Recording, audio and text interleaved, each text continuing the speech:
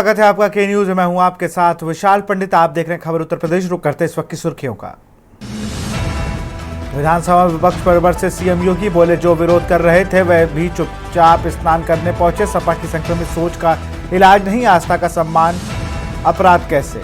सदन में योगी के बयान पर हमलावर हुए नेता प्रतिपक्ष माता प्रसाद पांडे। सीएम योगी को बताया उर्दू विरोधी। सीएम के कटमुल्ले वाले बयान पर मुंशी प्रेमचंद से जोड़ा। ममता बनर्जी के मृत्यु कुंभ वाले बयान के समर्थन में उतरे अखिलेश यादव।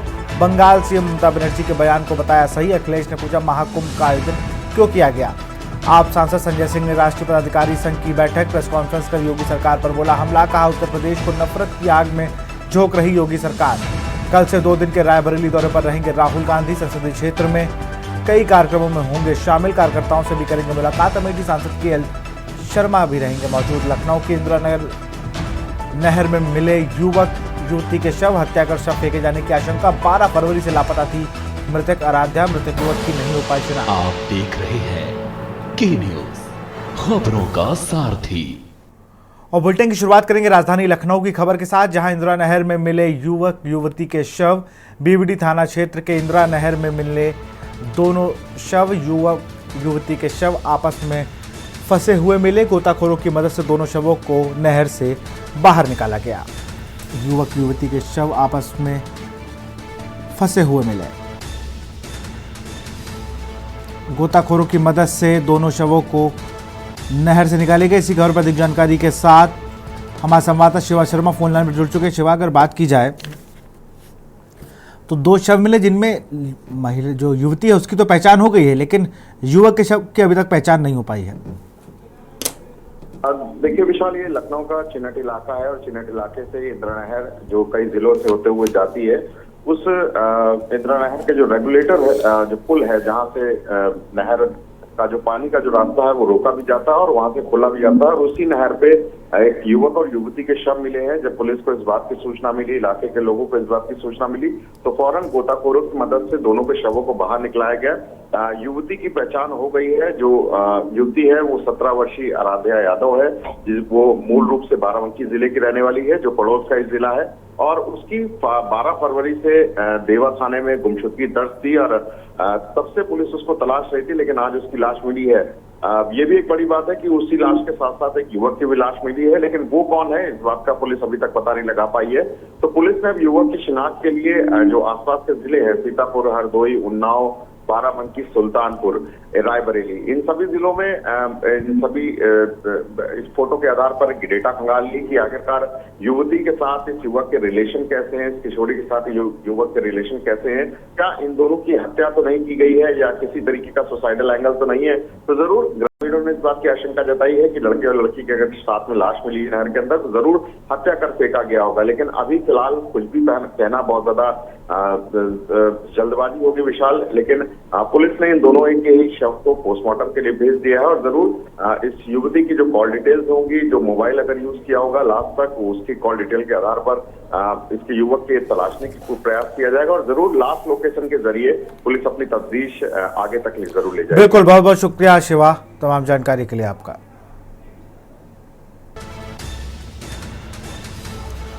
और इसी बीच रायबरेली से खबर है, मंदिर के अंदर मूर्ति में तोड़फोड़। माता की प्रतिमा को अराजक तत्वों ने तोड़ा।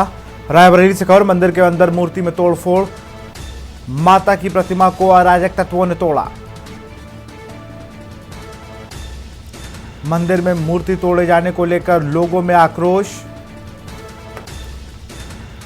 मंदिर परिसर में मां पार्वती की खंडित मूर्ति से हड़कंप।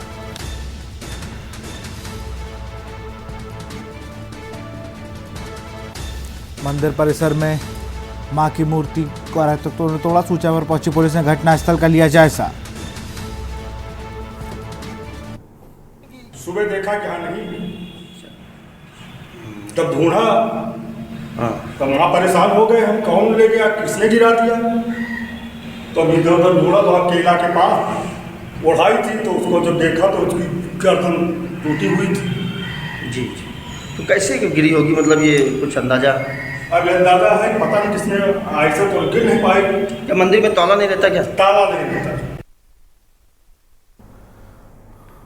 कानपुर से खबर है, 12 क्विंटल नकली खोया पकड़ा गया। टाट मिल चौराहे पर 12 क्विंटल नकली खोया पकड़ा गया। पुलिस और खाद्य विभाग ने संयुक्त छापेमारी की। ऑफिसर आशुतोष और अजीत कुमार टीआई रहे मौजूद। होली के त्यौहार में आने से पहले मिलावटखोर एक्टिव। पुलिस और खाद्य विभाग ने संयुक्त रूप से छापेमारी की।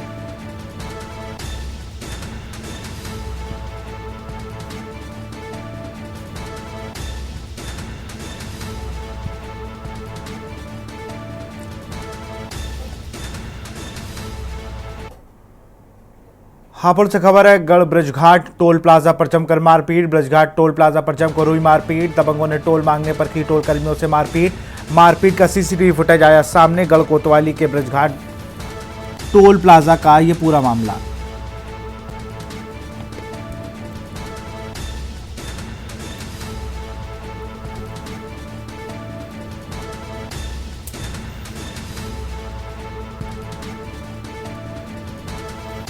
ब्रजघाट टोल प्लाजा पर हुई जमकर मारपीट।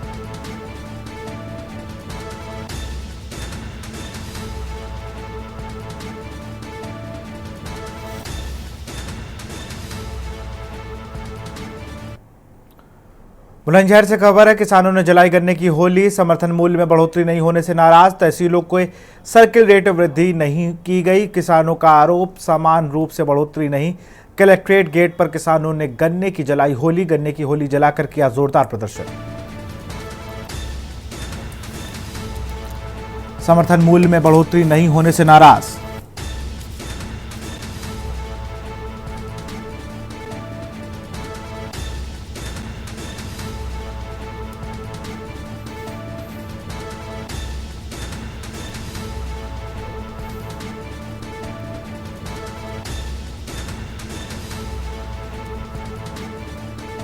किसानों का आरोप, समान रूप से बढ़ोतरी नहीं।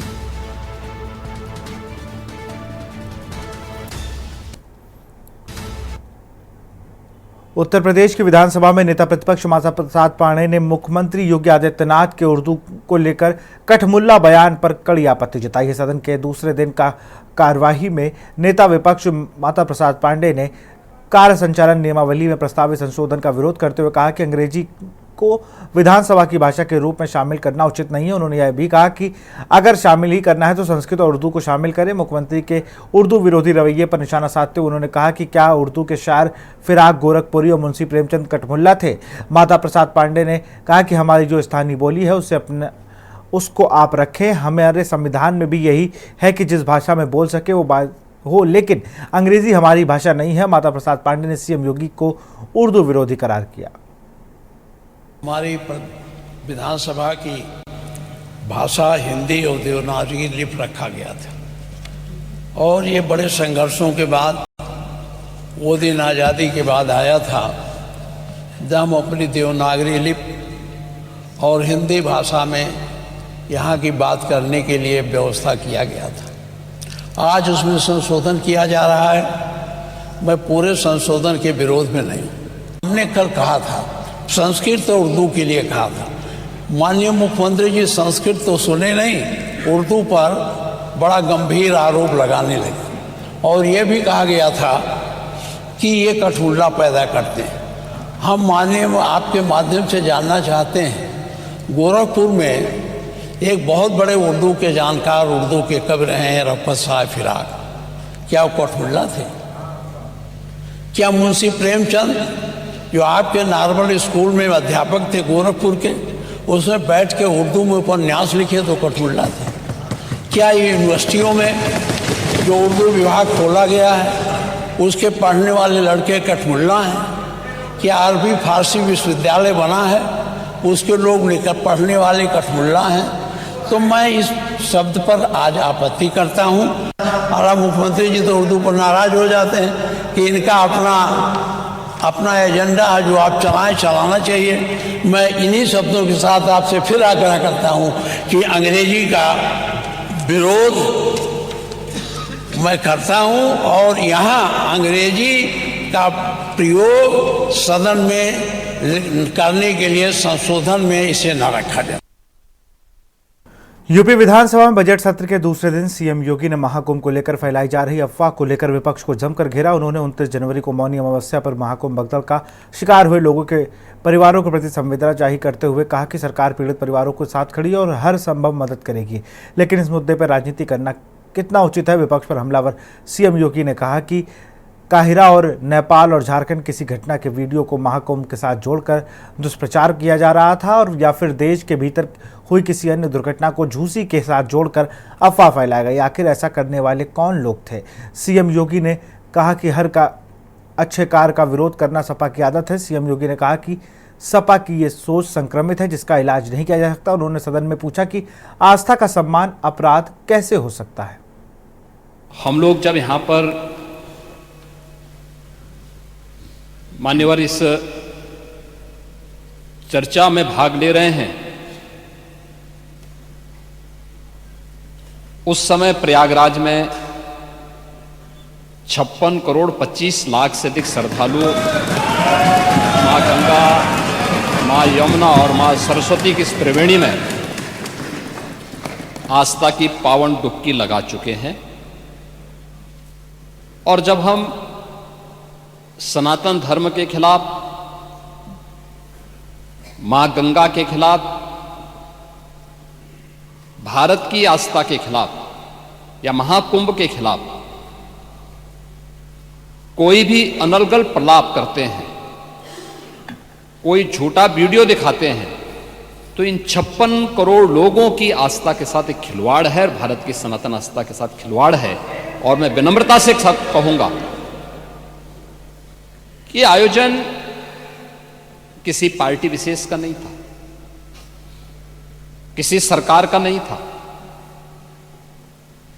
मैं तो बार बार इस बात को कहता रहा हूं कि आयोजन समाज का है। मैं धन्यवाद दूंगा माननीय सदस्य श्री मनोज पांडे जी को, जिन्होंने उन अफवाहों की ओर ध्यान भी दिया, कि उल्लेख किया कि काहिरा का वीडियो लेकिन महाकुंभ के साथ जोड़ करके दुष्प्रचार किया जा रहा था, नेपाल का वीडियो महाकुंभ के साथ, झारखंड की किसी घटना को महाकुंभ के साथ, या देश के अंदर के किसी अन्य दुर्घटना को जूसी के साथ जोड़ करके दुष्प्रचार करके अफवाह फैलाने का जो कार्य हो रहा था, कौन लोग थे वो? और इसीलिए मैं कहना चाहूंगा कि बड़ा हसीन है इनकी जवान का जादू, लगा के आग बहारों की बात करते हैं। जिन्होंने रात में चुन चुन के बस्तियों को लूटा, वही नसीबों के मारों की बात करते हैं।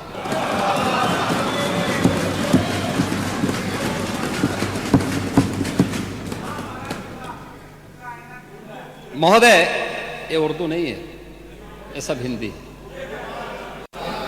आपको मैं बताना चाहता हूं, आपको मैं एक और बात बताना चाहता हूं जो अभी नेता प्रतिपक्ष कह रहे थे। जब उत्तर प्रदेश की स्थानीय बोलियों को इस सदन में महत्व मिला, उनके द्वारा कहा जा रहा था, उन्होंने विरोध किया था। ठीक उनकी सोच है, ये समाजवादी संस्कार भी है कि हर अच्छे कार्य का विरोध करना है, हर अच्छे कार्य का विरोध करना है। आप याद करिए, समाजवादी पार्टी के राष्ट्रीय अध्यक्ष ने महाकुंभ आयोजन के पहले इस बारे में कहना शुरू किया कि साहब इतना पैसा और इतना विस्तार देने की आवश्यकता क्या है। उनका बयान कि हमारी सरकार से अपील है कि बहुत सारे बुजुर्ग जो 65 साल से ऊपर और 70 साल से ऊपर के लोग हैं, स्नान नहीं कर पाए। उसके बाद फिर उनके बयान आए, जब शुरू हो गया। फिर लगातार अगर समाजवादी पार्टी के सोशल मीडिया हैंडल को देखें, वो आपके संस्कारों के अनुसार ही भाषा का प्रयोग भी करते हैं, और जिस प्रकार की भाषा का उसमें प्रयोग किया जाता है, मुझे लगता है किसी भी सभ्य सोसाइटी के लिए वो भाषा कभी शोभा नहीं देगी। आप लोगों के अपने संस्कार हो सकते हैं, आप लोगों का अपना व्यवहार हो सकता है, लेकिन कोई सभ्य समाज और कोई सभ्य सोसाइटी उसको कभी मान्यता नहीं दे सकती है। लेकिन उसके माध्यम से लगातार दुष्प्रचार किया गया। यही नहीं, ये भी मांग हुई देखिए, आपकी पार्टी के ही नेता, आपके अध्यक्ष ने कहा कि हम मांग करते हैं कि अकबर का किला जो बिल्कुल संगम नोच पर वहां जो वट वृक्ष है उसकी पूजा करते हैं और सरस्वती नदी भी वहीं से निकलती है। आप देखिए, यानी अक्षय वट का नाम भी उनको नहीं मालूम। सरस्वती कूप को सरस्वती नदी कहते हैं। ये आपका जनरल नॉलेज है। आप लोगों ने जो बात कही हमें ये सब बुरा नहीं लगता, इसलिए नहीं क्योंकि हम जानते हैं आपकी प्रवृत्ति है, क्योंकि हम लोग इस बात को मानते हैं कि संक्रमित व्यक्ति का उपचार हो सकता है, संक्रमित सोच का उपचार नहीं हो सकता। उसका कोई उपचार नहीं, वो अपने आप ही कुड़ता रहेगा। और इसलिए इस महान आयोजन को करने का अवसर हमारी सरकार को प्राप्त हुआ। और मेरा यह मानना है कि महान कार्य को 3 अवस्थाओं से गुजरना पड़ता है। याद रखना, उपहास से, विरोध से और अंततः स्वीकृति से। और स्वीकृति का इससे बड़ा प्रमाण क्या हो सकता है कि समाजवादी पार्टी के राष्ट्रीय अध्यक्ष भी जो शुरू से विरोध कर रहे थे अंततः चुपचाप जाकर के डुबकी लगाए। नेता प्रतिपक्ष भी हाँ, मैं अच्छी बात है, आपका अधिकार है। आप ही के एक सहयोगी श्री लालू यादव जी कह रहे हैं, अरे ये सब कुंभ का क्या कोई मतलब है, फालतू का कुंभ है। यानी सनातन धर्म के इस महायोजन को फालतू उनको दिखाई देता है। और इनके एक और सहयोगी उससे भी 2 कदम आगे आकर के कहती हैं कि महाकुंभ मृत्यु कुंभ में बदल गया है। ये क्या है? ये क्या है? मल्लिकार्जुन खड़गे, कांग्रेस के नेता अध्यक्ष, कहते हैं कुंभ भगदड़ में हजारों लोग मारे गए।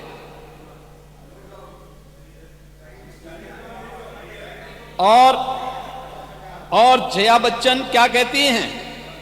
ये समाजवादी पार्टी की नेत्री हैं।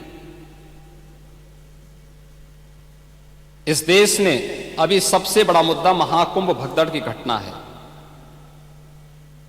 उन मृतकों की सही संख्या बतानी चाहिए और जनता को सफाई देनी चाहिए। उन्होंने आगे क्या बात कही? उन्होंने कहा व्यवस्थाएं आम आदमी के लिए नहीं बल्कि वीआईपी के लिए थी।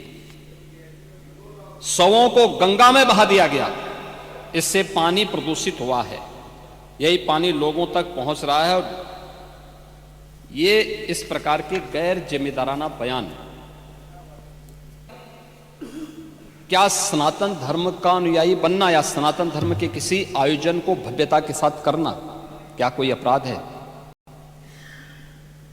उस आयोजन को उन सीमाओं के साथ उस आस्था को सम्मान देकर के आगे बढ़ाना क्या कोई अपराध है?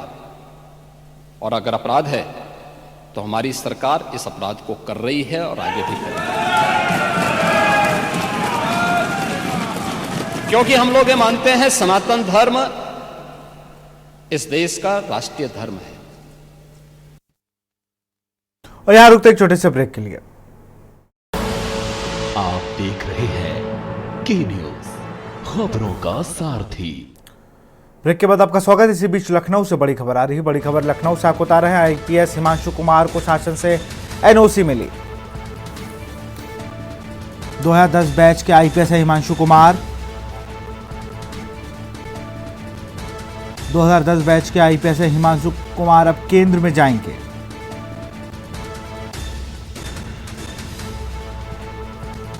सीएम योगी ने आईपीएस हिमांशु कुमार को एनओसी दी। आईपीएस हिमांशु कुमार को शासन से एनओसी मिली।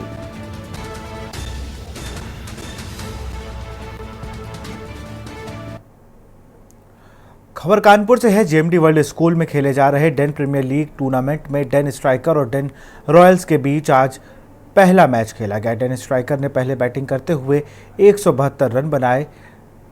वहीं लक्ष्य का पीछा करने उतरी डेन रॉयल्स ने बेहतरीन प्रदर्शन करते हुए मैच 15 ओवर में बिना विकेट खोए मैच को जीत लिया। डेन रॉयल्स ने 10 विकेट से शानदार जीत हासिल की। मैच के हीरो रहे मोहित केसरवानी ने शानदार बल्लेबाजी करते हुए ताबड़तोड़ 71 रन बनाए और मैन ऑफ द मैच का खिताब भी अपने नाम किया। मैच के मुख्य अतिथि ARTO परिवर्तन अंबुज ने खिलाड़ियों का उत्साह बढ़ाया। JMD ग्रुप के डायरेक्टर संजीव दीक्षित भी खिलाड़ियों का उत्साहवर्धन करने के लिए मौजूद रहे और खिलाड़ियों को प्रोत्साहित किया। वहीं DPL का दूसरा मैच डेन कैपिटल्स और डेन किंग्स 11 के बीच खेला गया। डेन कैपिटल्स ने टॉस जीतकर गेंदबाजी करने का फैसला लिया। डेन किंग्स 11 ने पहले बैटिंग करते हुए 20 ओवर में 3 विकेट खोकर 178 रन बनाए। वहीं लक्ष्य का पीछा करने उतरे डेन कैपिटल्स के खिलाड़ी कुछ खास नहीं कर सके और 19.3 ओवर में 165 रन बनाकर टीम ऑल आउट हो गई और डेन किंग्स 11 ने 13 रन से जीत दर्ज की। मैच के मुख्य अतिथि डॉक्टर कीर्तिवर्धन सिंह रहे। बहुत ही अविस्मरणीय पल है। ऐसा लग रहा है जैसे पुरानी कुछ यादें ताज़ा हो गई हैं। और आज डेन केबल नेटवर्क की तरफ से जो इस कार्यक्रम का आयोजन किया जा रहा है ये बहुत ही शानदार है। यहाँ मैं देख रहा हूँ कि सभी आयु वर्ग के लोग खिलाड़ी के रूप में खेल रहे हैं। तो आज के भागती दौड़ते जीवन में अगर ऐसा मौका मिल रहा है किसी को अपनी व्यस्तताओं से इतना समय निकाल कर खेलने के लिए तो बहुत अच्छी बात है। लाइफ में हमें इस तरह के आयोजन करते रहने चाहिए और मेरा मानना है कि जीवन में और जीवंतता आती है इन सब कार्यक्रमों। मैं कहना चाहता हूँ कि ये जो इनिशिएशन है by this JMD group, what they have done, this is very nice. आज के टाइम पे और इसमें सबसे बड़ी बात यह है कि हर एज ग्रुप का पार्टिसिपेशन है। This is very good, this is outstanding because एक तो इतना ज्यादा वर्क कल्चर ऐसा हो गया है कि we are very frustrated nowadays. किसी भी फील्ड में आप देख लीजिए, वेदर इन जर्नलिज्म है, media, whatever the line is, police है, पुलिस ऑफिसर्स है, एडमिनिस्ट्रेशन है, everybody is hassled and hub with this work. But ये इस तरह का जो एक आयोजन किया गया है ये हेल्थ के लिए, साइकोलॉजिकली हेल्थ के लिए, this is outstanding and thanks to Sanjeev दी for this holding everybody just for like a family. It's very nice to see. आज DPL 11 का चौथा दिन था और जो पहला मैच खेला गया वो Den Strikers versus Den Royals के बीच खेला गया। डेन रॉयल्स ने पहले टॉस जीता और 172 रन बनाए। डेन स्ट्राइकर ने टॉस जीता और 172 रन बनाए और डेन रॉयल्स ने इसको 15 ओवर में चेस कर लिया और ये मैच जीत लिया। दूसरा match Den Kings 11 versus Den Capitals के बीच खेला गया और डेन कैपिटल्स ने पहले बैटिंग करते हुए 178 रन बनाए और दूसरी टीम जो है 169 पे ऑल आउट हो गई। खबर कानपुर से, जहां GSVM मेडिकल कॉलेज के हेलेट सर्जरी विभाग में स्टेम सेल देकर मरीजों को राहत दी जा रही, जिसमें ज़्यादातर मरीज किसी न किसी गंभीर बीमारी से पीड़ित है। हेलेट में गंभीर से गंभीर बीमारी से राहत देने के लिए मरीजों को स्टेम सेल निःशुल्क दी जा रही है। कॉलेज में regenerative medicine and cellular therapy विभाग के wheezing professor doctor BS Rajput द्वारा मरीजों को स्टेम सेल थेरेपी दी जा रही है। इसके साथ स्टेम सेल थेरेपी पर एडवांस स्टेज पर शोध भी किया जा रहा है, जिसका लाभ अब तक कई मरीजों को मिल चुका है। डॉक्टर BS राजपूत ने बताया कि इस थेरेपी का 17 बीमारियों में इस्तेमाल किया जा रहा है। GSVM में स्टेम सेल शोध के अंतर्राष्ट्रीय स्तर पर मान्यता मिली है। इसे अमेरिकन कॉलेज ऑफ फिजिशियंस की अंतर्राष्ट्रीय कॉन्फ्रेंस में प्रस्तुत किया जाएगा। आपको बता दें कि स्टेम सेल तकनीक लोगों के लिए वरदान है। गंभीर रोगियों में इसका रिजल्ट अच्छा आ रहा है। आज बेसिकली जो पेशेंट्स आए उसमें स्पाइनल कॉर्ड इंजरी के पेशेंट्स हैं और ड्यूशेन मस्कुलर डिस्ट्रॉफी के पेशेंट्स हैं और इसके अतिरिक्त जो पेशेंट फॉलोअप में आए हैं उसमें लंग फाइब्रोसिस के पेशेंट्स। अभी हम लोग स्टेम सेल्स ज़्यादातर केसेस के अंदर bone marrow derived cellular transplant ही करते हैं। उनकी बोन मैरो निकाल करके और उसको फिल्टर करके और FDA अप्रूव किट से प्रोसेस करके और उनको वापस जिस अंग में डालने की ज़रूरत होती है उसमें। जो स्पाइनल कॉर्ड इंजरी के हमारे ज़्यादातर पेशेंट्स हैं वो 2 से 7 साल से जो है बेड पर हैं और हमारे practically every patient has responded to, मतलब हर मरीज में कुछ ना कुछ रिलीफ स्टार्ट हो गया। 75% से ज़्यादा पेशेंट्स दोबारा आते हैं क्योंकि एक बार में ये अपना कंप्लीट रिलीफ नहीं होता है उनको और यूजुअली हम लोग 3 to 4 सेशंस देते हैं 1 साल के अंदर। यूपी के अतिरिक्त हमारे को सारे स्टेट से पेशेंट्स आ रहे हैं मेडिकल कॉलेज में और आज भी कुछ राजस्थान के पेशेंट हैं और इसके अतिरिक्त इवन हमारे देश के बाहर के भी इवन UK से भी आ रहे हैं। ज़्यादातर बच्चे जो आ रहे हैं वो ड्यूशेन मस्कुलर डिस्ट्रॉफी के आते हैं या फिर CP with global developmental delay के आते हैं, और इनकी संख्या कम से कम 1/3 तो ज़रूर होती है। और 1/3 पेशेंट्स खाली स्पाइनल कॉर्ड इंजरी के आ रहे हैं, क्योंकि स्पाइनल कॉर्ड इंजरी जो है एक गंभीर समस्या है और उसका कोई इलाज नहीं है। ऐसे में मरीज सालों से लेटे हुए हैं और अब उनको एक राहत दिख रही है।